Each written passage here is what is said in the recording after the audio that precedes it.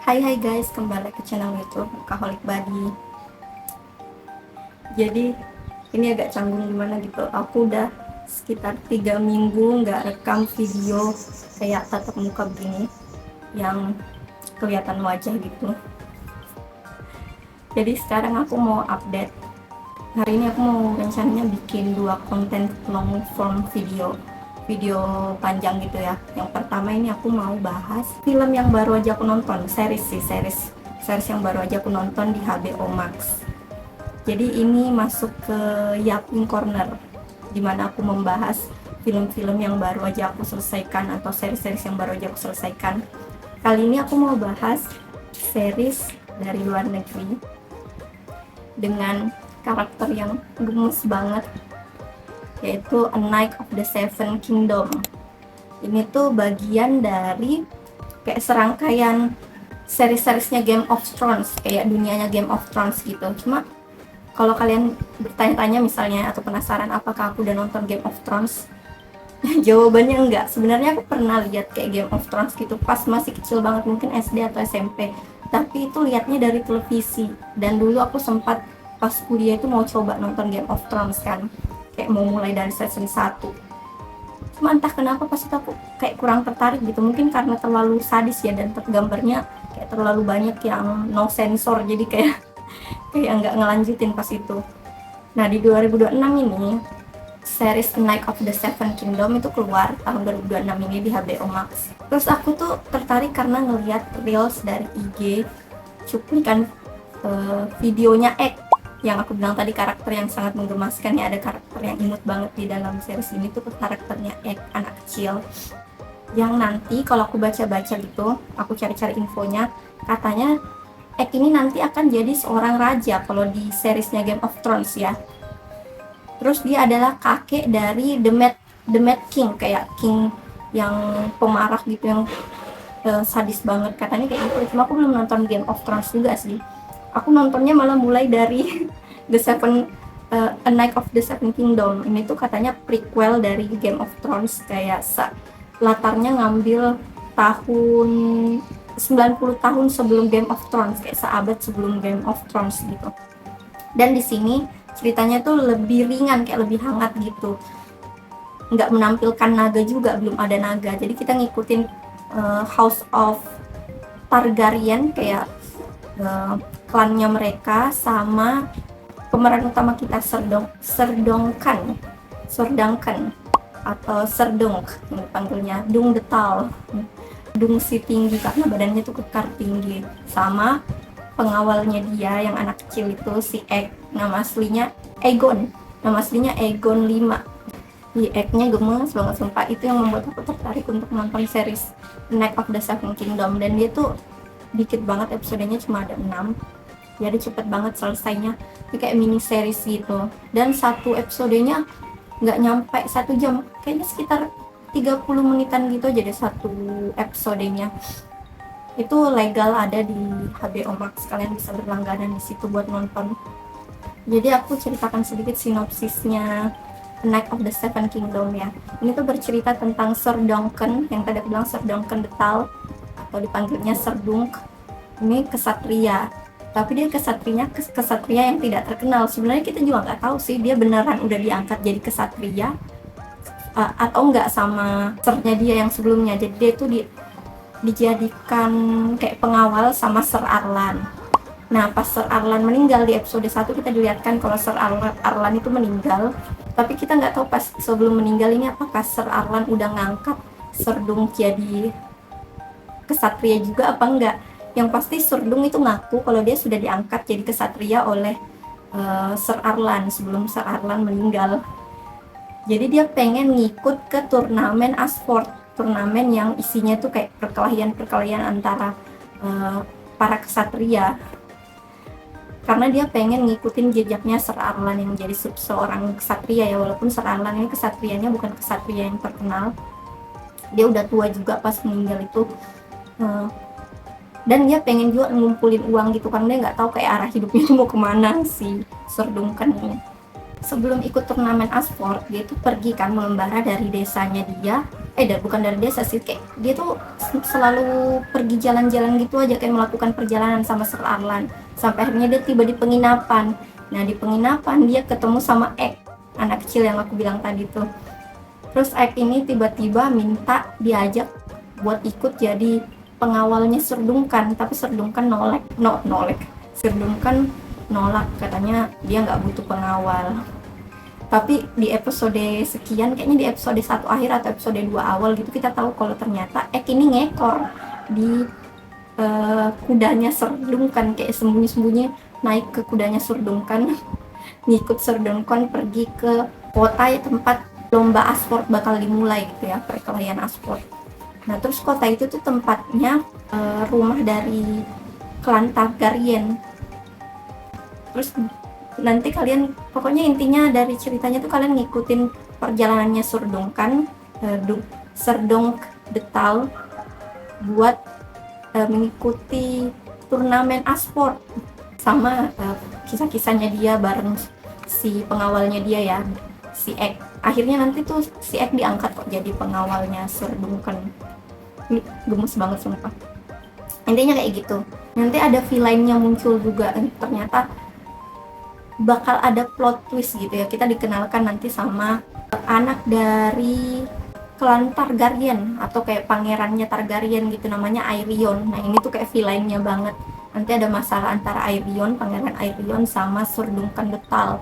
Terus di episode 3 kalau aku nggak salah ingat ya, di episode 3 tuh ada plot twist yang terungkap, kalian nonton sendiri aja. Ini berkaitan dengan Ek. Jadi Ek itu misterius banget kan, tiba-tiba ketemu di penginapan minta diangkat sebagai pengawalnya Sir Duncan. Kita nggak tahu asal usulnya Ek yang sebenarnya. Nah nanti di episode 3 tuh bakal ada plot twist tentang Ek. Itu seru banget juga menurut aku. Jadi sinopsisnya kayak gitu loh, rangkuman ceritanya tentang perjalanannya Sir Duncan sama Ek, pengawalnya dia, untuk mengikuti turnamen asport. Ceritanya nggak berat sama sekali ya, memang sih agak sedikit ada beberapa adegan yang no sensor juga, dan emang banyak kekerasannya juga, apalagi di episode 5 itu kan turnamen asportnya berlangsung ya, itu kan saling serang nih sampai berdarah-darah gitu, tapi masih porsinya nggak sebanyak Game of Thrones lah. Kalau aku lihat Game of Thrones tuh betul itu sadis banget, kayak full pembacokan kayaknya ya, eksekusi. Makanya aku belum ada niatan nonton Game of Thrones, cuma gara-gara Seven Night yang A Night of the Seven Kingdom ini jadi kayak tertarik pengen nonton Game of Thrones, karena Seven Night of the Kingdom ini seru banget ternyata. Mungkin juga karena ada nilai jual yang aku suka si Ek-nya, karakter Ek. Oke, sekarang masuk ke kelebihan menurut aku, kelebihan dari series ini. Sebagai orang yang belum pernah nonton Game of Thrones ya secara lengkap, aku kayak cuma lihat sekilas-sekilas gitu di televisi, dan juga sempat pengen coba nonton, jadi kayak nonton beberapa menit terus aku berhenti nontonnya. Aku rasa ini ceritanya lebih ringan dibanding seriesnya Game of Thrones yang series utamanya ya. Ini kan prequelnya, lebih ringan, lebih hangat, maksudnya nggak yang terlalu sadis-sadis banget. Jadi kalau untuk aku pribadi lebih mudah diikuti, dan karakternya banyak banget yang lovable, kayak muncul cuma berapa menit tapi sudah bisa bikin penonton jadi cinta gitu sama karakternya. Termasuk karakter ada karakter dari klan Betemon kah, klan apa ya, coba aku lihat dulu, dari klan Baratheon. Aku nggak tahu bacanya benar kayak gitu apa enggak. Nah ini dari klan Baratheon tuh ada yang aku suka karakternya. Siapa sih namanya yang dari Baratheon tuh? Oh, Sir Lionel Baratheon. Terus aku juga suka temennya si Sir Duncan yang dia temuin pas dia lagi ke tenda-tenda nyari Sir Lionel itu. Dia ketemu sama temannya dia namanya Raymond Cosaway. Dan komedinya dapat gitu, nggak banyak tapi ya porsinya pas, lucu banget. Terus chemistry antara Ek sama Sir Duncan the Tall juga klop banget, kayak pas banget gitu. Dinamikanya duo itu tuh bagus banget. Aku sampai setelah nonton ininya ya, seriesnya secara lengkap, aku pergi ke IG cari semua momen-momen antara Sir Duncan sama Ek saking gemes banget. Jadi kelebihannya itu aku rasa ceritanya lebih hangat dan lebih mudah diikuti. Kalau secara pribadi ya, bagi orang yang belum pernah nonton Game of Thrones secara lengkap gitu, menurut aku kayaknya ini lebih hangat dan lebih mudah diikuti, tidak sesadis Game of Thrones gitu. Kalau kekurangannya, ini kalau mau dikasih rating aku kasih 10/10 sih, aku suka banget. Soalnya dia mini series kan, jadi kayak porsinya tuh udah pas banget, menurut aku udah bagus banget seriesnya. Jadi mungkin kekurangannya adalah terlalu pendek, kenapa cuma 6 episode, dan lagi satu episodenya kenapa cuma kayak beberapa menit gitu, nggak sampai berjam-jam. Padahal aku pengen lihat keseruan antara Egg dan Serdum kan lebih banyak lagi. Jadi kayak endingnya gantung ya guys, karena dia ini tuh diangkat dari novela, setahu aku dari novela dengan judul yang sama ya, atau dari judulnya Egg dan Dunk ya gitu, pokoknya diangkatnya dari novela. Jadi sebenarnya memang inti ceritanya nggak panjang kalau kata orang-orang, cuma nanti bakal ada season 2 karena season satunya tuh akhirnya emang gantung. Season 2 katanya rilis 2027, aku bakal nonton season keduanya. Tapi yang aku dengar sih season 2 nya juga tetap mini series gitu, nggak panjang-panjang banget. Kalau bisa sampai season 3, 4, 5 juga aku jabanin sih, bagus banget soalnya Egg-nya gemes parah. Aku pengen lihat perjalanannya Egg sampai dia berhasil jadi raja kayaknya. Makanya aku pengen juga sih nonton Game of Thrones gara-gara Egg ini. Walaupun Egg nggak bakal muncul ya di Game of Thrones karena latar setting ceritanya aja udah beda. Cuma entah kenapa setelah nonton Night of the Seven Kingdom jadi tertarik sama Game of Thrones juga. Mungkin nanti akan aku nonton. Karakter favorit udah kelihatan dari awal Yapin sampai sekarang nih, udah ketandaan, kalian pasti udah bisa tebak siapa yang aku suka. Karakter Egg ya, Egg-nya itu gemes parah. Terus karakter Serdum kan juga aku suka. Terus tadi yang aku bilang Lionel Baratheon tuh ya, sama temannya yang Raymond, temannya si Serdum kan, yang di akhir dia kasih kudanya ke temannya ini, so sweet banget. Itu jadi 4 karakter favorit aku itu, tapi yang paling utama si Egg sih. Dia lucu banget tuh, sarkastik, tapi sarkastiknya tuh tetap aja gemes. Rating akhir 10/10. Aku sangat menganjurkan orang untuk nonton ini. Kalaupun kalian sama kayak aku belum pernah nonton Game of Thrones, tetap bisa nonton A Night of the Seven Kingdom karena dia sebenarnya ceritanya berdiri sendiri. Cuma kalau kamu pengen tahu lebih detail, mungkin bisa nonton dari Game of Thrones ya, karena pasti ada sangkut pautnya. Tapi kalaupun kamu tidak nonton dari Game of Thrones, tetap bakal bisa nyambung sama A Night of the Seven Kingdom ini, karena ceritanya masih stand alone lah, karena diangkat dari novela kan.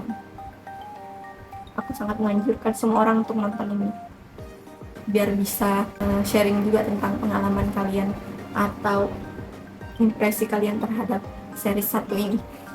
Ya itu aja guys, Yaping hari ini aku membahas tentang series yang udah aku nonton, yaitu A Night of the Seven Kingdom. Kalau kamu suka dengan video ini, jangan lupa like, comment, dan subscribe. Terus yang udah nonton A Night of the Seven Kingdom bisa kasih tau aku penasaran siapa karakter favorit kalian, apakah sama kayak aku, Egg juga. Share di kolom komen ya. Sampai jumpa di next video.